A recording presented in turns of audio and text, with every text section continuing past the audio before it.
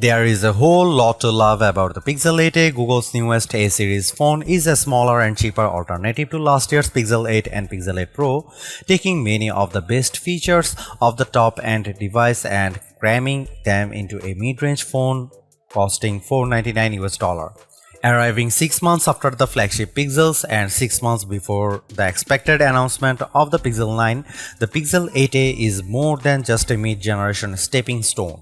The phone gets Google's fastest Tensor G3 processor as expected, which brings with it access to many of the headline-grabbing AI features previously exclusive to the most expensive Pixels.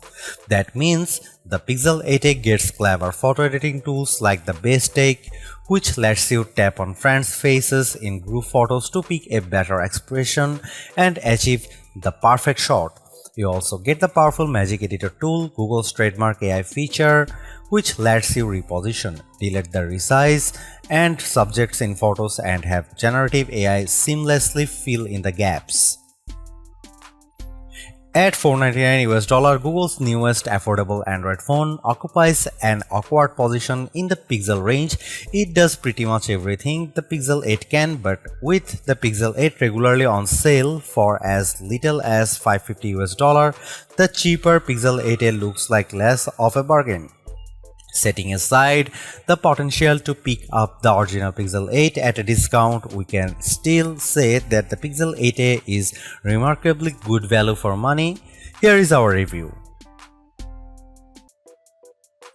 The Pixel 8a has the same Tensor G3 chipset as the two more expensive Pixel 8 phones. It comes with 8GB of RAM, just like the Pixel 8. In processor and graphics benchmarks, performance was effectively identical between the Pixel 8a and Pixel 8. The Pixel 8a also has a bright display like the Pixel 8, and in our tests, both phones reached above 1450 nits at 100% brightness, where the Pixel 8 pulls ahead and earns its premium aside from the improved cameras are in the smaller details. The Pixel 8 uses Gorilla Glass Victus, which is stronger than the Gorilla Glass 3 on the Pixel 8a. The Pixel 8 has Wi-Fi 7 though, that's only useful if you also have a new Wi-Fi 7 router. If you wanted a cuter, more curvaceous version of the Pixel 8, the Pixel 8a delivers. Sure, it looks like every other Pixel phone since the Pixel 6, but that's brand identity. I actually like the camera bar. I prefer its symmetry to the camera bump on most other phones. The Pixel 8a has nicely rounded corners and some flashy color options, including the brighter than expected yellow green of my review sample, a nice step into the light from the more subdued mint green Pixel 8. The back is plastic, not glass, but the matte finish and great colors make it look much more premium than the ugly plastic phones of yore. Glossy plastic is out, the Pixel 8a is in. Otherwise, it's a Pixel, and you know what that looks like by now. It looks like every other Pixel. I mean the two-tone options of the Pixel 6 phones, but it is still a pretty phone that will stand out just enough from the herd of Galaxy and iPhones. Google's new so-called extra display were a key selling point for the Pixel 8 family, so I am pleased to report that Pixel 8a earns its spot in the lineup with a bright, colorful display that doesn't skimp on specs. It has a 120Hz refresh rate and the same 2000 nit peak brightness potential as the Pixel 8.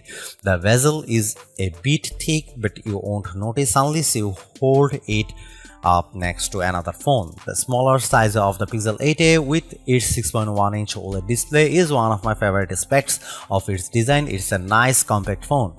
I had some trouble seeing the display in the bright California sunshine in Mountain View, which made some photography hard, but this was only a problem on the clearest day with the sun overhead. Indoors, the display seemed exceptionally bright, so perhaps it just needed a better reflective coating. The OnePlus 12R does have a larger 6.7-inch display, and OnePlus claims it can hit an eye-piercing 4500 nits of brightness, but we haven't seen it achieve this in our tests. Still, for the same price, you can get a larger display, but the compact size is part of the Pixel 8a appeal.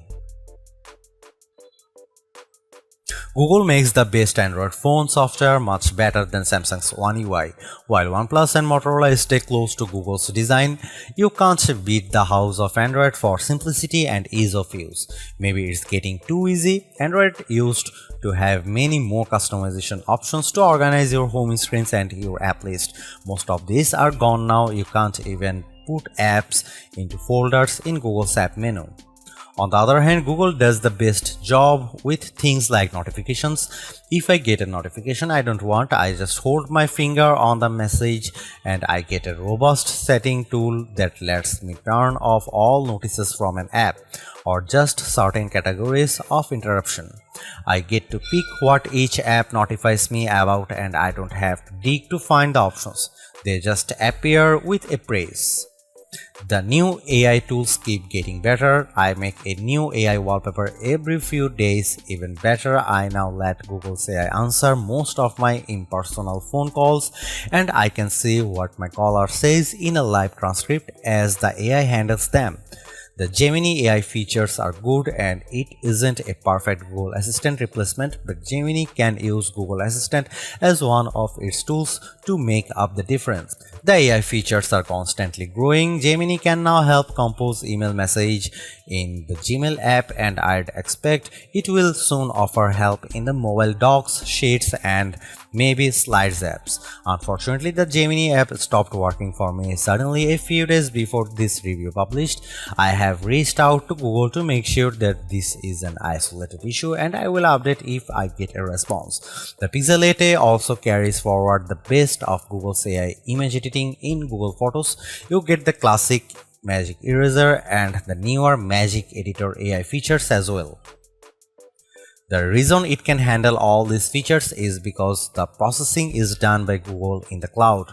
You will eventually be able to load the Gemini Nano language model onto the phone to handle some generative writing locally, but it will be hidden as a developer option. I suspect that's more because of the audience and target market for this bargain phone and not because of any performance deficit. Will Google really support the Pixel 8a for 7 years? I had concerns, so I spoke to Google before this phone arrived at my door. Google's Pixel's reps assure me they have a roadmap for Tensor G3 phones that will last 7 years. In 2031, the Pixel 8a will retire with Android 21 on board because Google has a plan Android Yellow Cake perhaps. Google's Pixel A series phones are usually an easy pick for the best bargain camera phone because they are unfuzzy and produce great images that are perfect for sharing online. By that I mean they don't look great if you zoom in too close, but for viewing on smaller screens, the Pixel 8a makes photos that look surprisingly good. How good? To test the Pixel 8a camera, I compared photos against the Pixel 8 Pro, Google's best camera phone and one of my favorites. The photos were remarkably similar. If I didn't zoom in on a shot, I often couldn't tell which photo was taken by the Pixel 8a and which by the Pixel 8 Pro. Google's color and light balancing are nearly identical on both phones. Only in the darkest conditions was the Pixel 8 Pro advantage clear. To compare with the Google Pixel 8 Pro, here is a sample that shows more detail from the Pro camera, but both images look good. The color and lighting is very similar across both devices. Here you can see some camera samples of Google Pixel 8a.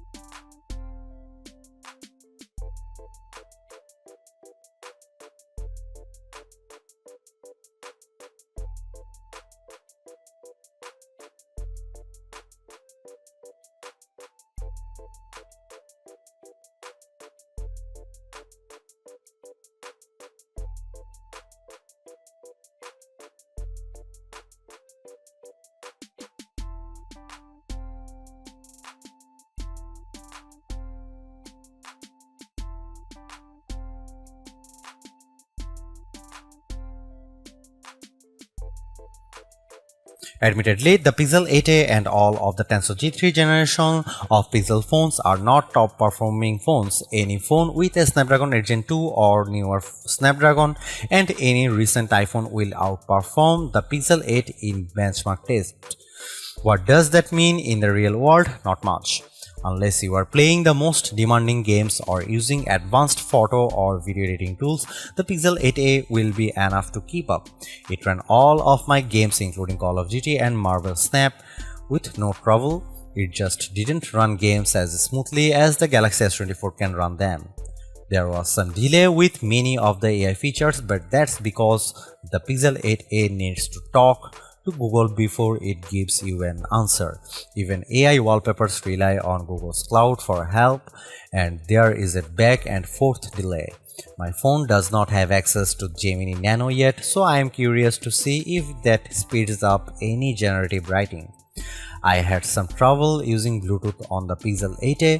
The phone kept finding and refinding my Pixel Buds Pro. I had to reconnect them 3 times in a week.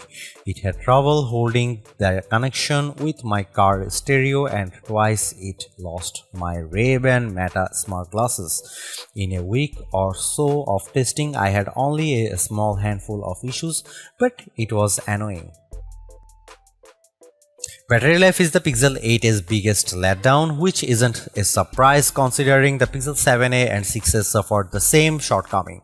A compromise must be made to bring the price down, and Google apparently compromises on battery life. In my real world testing, Pixel 8a never lasted a full day of use. I used the phone at home for work and traveling by plane to Google I/O. It usually needed a top up on the battery after dinner if I was going to keep using it. Future Labs is still testing the Pixel 8a, but early rundown tests put battery life at just over 11 hours of use. To compare, the OnePlus 12R peak for the best battery life topped 19 hours of life on the same test, and it charges much faster. The phones cost the same too.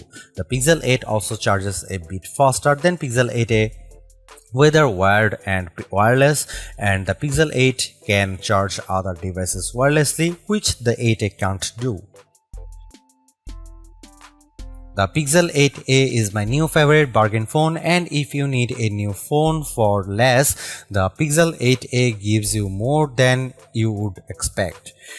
You get Google's latest and greatest mobile AI tools, plus 7 years of Android updates in a package that's colorful and durable. You won't find so much of the future in any other phone that's this affordable.